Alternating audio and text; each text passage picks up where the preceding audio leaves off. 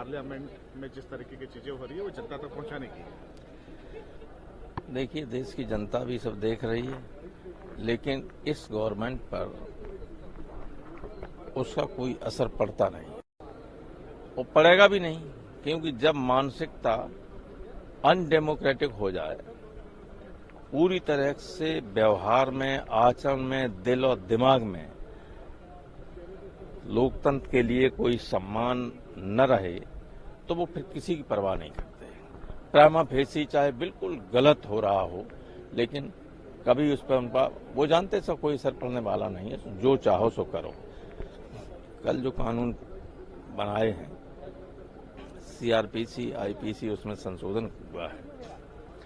आप हिंदुस्तान के बड़े से वकील से पूछिए, ये कहेंगे कि हमारी जो आईपीसी थी, भले ही आप कहो कॉलोनियल एरा की है, उससे ज्यादा परफेक्ट आईपीसी कोई हो ही नहीं सकती। पृथ्वी पर जितना भी कोई आरोप, कोई अपराध कर सकता, जो आप सोच सकते हो, दिमाग में सोचिए, आईपीसी में उसके लिए धारा भी है और अपराध भी है, सजा भी है, सब कुछ है।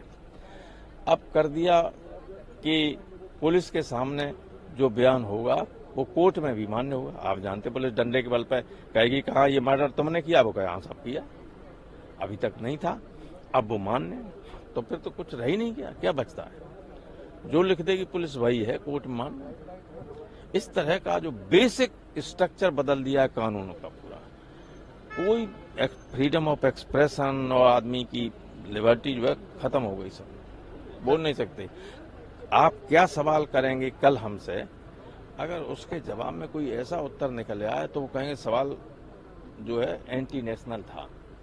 किसी आदमी का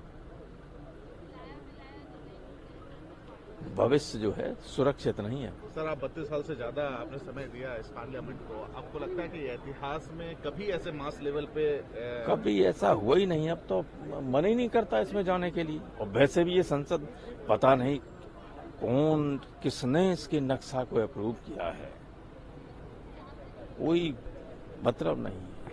आप कभी जाएं, देखें, बहुत ही खराब।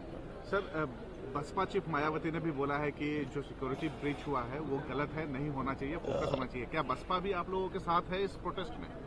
नहीं, प्रोटेस्ट में कहा, वो तो लगातार 5 साल से उनके एमपी बीजेपी के साथ दे रहे हैं सदन में, लेकिन उन्होंने कहा है तो अच्छी